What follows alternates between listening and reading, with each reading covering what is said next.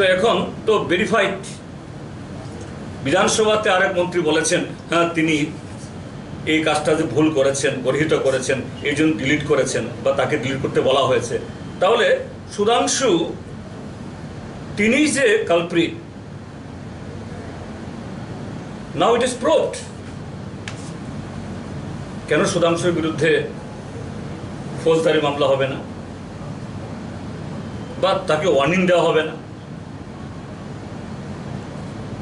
আজকে সেদিন সংবিধান মেনে চলার বলেছে, আমরা অন্য কথা তো আলোচনা হয়নি। বিষয়টা উত্থাপন করেছিলেন বিরজিৎ সিনহা মহোদয়, সেকেন্ড করেছেন গোপাল রায় মহোদয়। ওই প্রসঙ্গে আমিও বলেছি যে না, একজন মন্ত্রীকে এই জাতীয় পোস্ট দেওয়া অনুচিত, এটাই বলেছেন। এটা তো কোনো ধর্মীয় বিশ্বাসকে তার বিরুদ্ধে একটা শব্দও উচ্চারণ করেনি, কিন্তু আজকে আমার বাড়িতে পাঠিয়ে দিল। তাহলে এই ঘটনার পেছনে কাদের হাত প্রমাণিত? শাসক মন্ত্রী এভাবে গণতন্ত্রের কণ্ঠরোধ করার জন্য এরা লেগেছে। গতকাল পঞ্চায়েত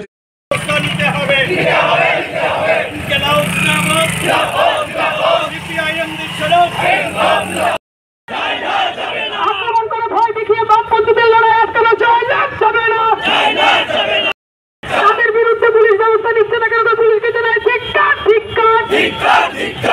ভয় দেখিয়ে সম্প্রীতি সরকার তার সমাধান করার দিচ্ছে পারবে।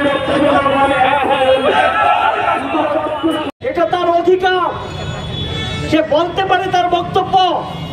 এবং এই দেশের সংবিধান, এই দেশের গণতন্ত্রকে রক্ষা করার জন্য সেখানে গিয়ে এটা বলবেন।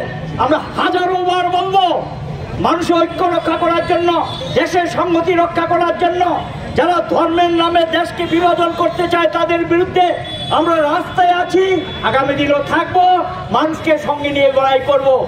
গত লোকসভা নির্বাচনে ভারতবর্ষের জনগণ একটা শিক্ষা তাদের দিয়েছে, তারপরও এর থেকে শিক্ষা তারা গ্রহণ করেনি। সেখানে গিয়ে আবারও তারা সেই সমস্ত দৃষ্টিভঙ্গিকে সামনে রেখে মানুষদের বিভাজন টানার জন্য, অনৈক্য তৈরি করার জন্য, রাজ্যে অশান্তি তৈরি করার জন্য তারা চেষ্টা করছেন। এটা নিয়ে প্রতিবাদ করা কি অন্যায়? এর প্রতিবাদ করা কি অপরাধ? শান্তি চাওয়া কি অপরাধ? মানুষকে রক্ষা করতে চাওয়া কি অপরাধ? মানুষের পক্ষে দাঁড়ানোটা কি অপরাধ? এই হলো আমাদের রাজ্যে এবং কেন্দ্রের শাসক দল, এই হলো তাদের দৃষ্টিভঙ্গি। এবং আমরা লক্ষ্য করলাম কেন প্রতিবাদ করেছে, এটা সহ্য করতে পারছেন না। তার জন্য আজকে সকালবেলায় বিধানসভায় যাবেন বিরোধী দল নেতা, তার বাড়ির সামনে গিয়ে সেখানে যা খুশি তা কথাবার্তা, যা খুশি তা স্লোগান, অনেকটা হুমকি, এসব বলা যাবে না, এসব কথা বলা যাবে না, এই ধরনের হুমকি সুলভ কথাবার্তা তার বাড়ির সামনে বললেন পুলিশের সামনে। সেখানে পুলিশ নির্বিকার, দর্শক, অনেকটা দলদাসের মতো সেখানে আমরা লক্ষ্য করলাম, কোনো ভূমিকা সেখানে পুলিশ নিলেন না। তারপর বিধানসভার সময় হয়ে গেছে, সাহসিকতার সঙ্গে বেরিয়ে বিধানসভায় গেছেন। এখানেও কিন্তু পথ আটকানোর চেষ্টা হয়েছে, তাকে আটকানোর চেষ্টা হয়েছে। কি ব্যাপার, আপনারা কি গায়ের জোরে সব করতে চান? এটা কেমন কথা? কথা বলা যাবে না, যার তার অধিকার, এটা তার বাক স্বাধীনতা।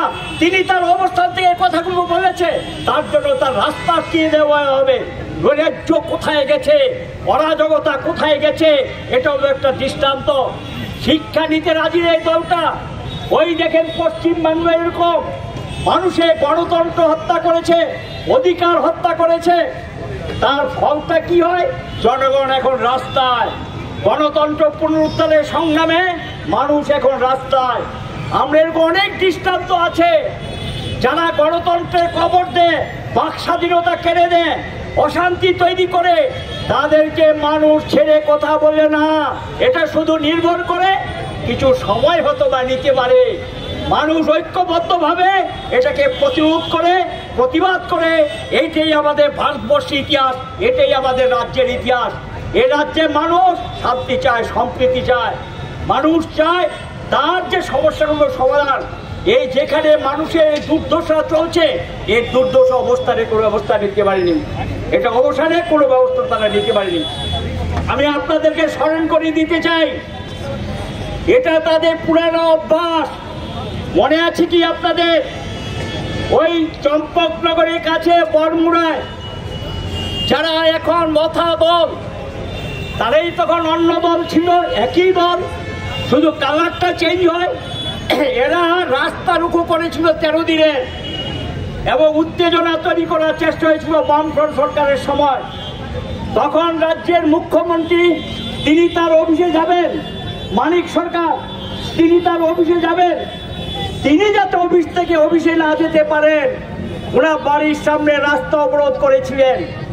আমরা তখন এটা নিন্দা করেছি, প্রতিবাদ করেছি, বাড়ির সামনে রাস্তা অবরোধ করেছেন।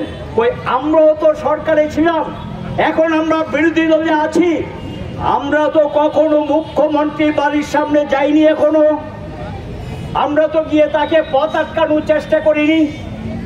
এটা কি পথ যে কথা বললে আপনারা বাড়ির সামনে দরজায় বসে যাবেন, পথে অবরোধ করবেন, কথা বলা যাবে না? এটা কোন গণতন্ত্র? কোন দিকে নিয়ে যাচ্ছেন রাজনীতিটাকে? এটা কি রাজনীতি না এটা নোংরামি? এই নোংরামি পথে ত্রিপুরাকে ঠেলে দিচ্ছেন। অতীতগুলো আপনাদের মনে করিয়ে দিচ্ছি, এগুলো আপনাদের পুরনো অভ্যাস। এখন আপনারা সরকারে আছেন, মানুষের নিরাপত্তার দায়িত্ব দেওয়া আপনাদের, এবং মানুষের নিরাপত্তা, তার কাজ, খাদ্য সবটা আপনাদের। এই দায়িত্ব আপনারা পালন করুন, নোংরামি বন্ধ করুন, সম্প্রীতি রক্ষা করুন, শান্তির পরিবেশ বজায় রাখুন, এবং বন্যার্থ মানুষের পাশে গিয়ে দাঁড়ান। এই পথ না নিয়ে এখন মানুষের চোখটাকে অন্যদিকে ঘুরিয়ে দেওয়ার জন্য আপনারা খুব সুকৌশলে এই সাম্প্রদায়িক রাজনীতিগুলো খেলছেন। আমরা এ রাজ্যের সকল গণতন্ত্র প্রিয় মানুষের কাছে, শান্তিকামী মানুষের কাছে, যারা রাজ্যটাকে ভালোবাসে, মানুষকে ভালোবাসে, সকলের কাছে আমরা আবেদন রাখবো, এই জাতীয় অন্যায়ের বিরুদ্ধে ঘুরে দাঁড়ান, প্রতিবাদে সামিল হন, এবং যেই পথে ত্রিপুরাকে নিয়ে যাচ্ছে তার হাত থেকে ত্রিপুরাকে রক্ষা করতে হবে। এই দায়িত্ব ত্রিপুরা মানুষকে নিতে হবে, এবং এই দায়িত্ব নিয়ে সকলে এগিয়ে আসুন। আমরা জিতেন চৌধুরীর বাড়ির সামনে বিক্ষোভের নামে যে উচ্ছৃঙ্খলতা এবং সেখানে যে অশান্তি তৈরি করার চেষ্টা হয়েছে, তার পথ আটকানোর চেষ্টা হয়েছে, এটা তীব্র নিন্দা করছি সিপিএম এর পক্ষ থেকে।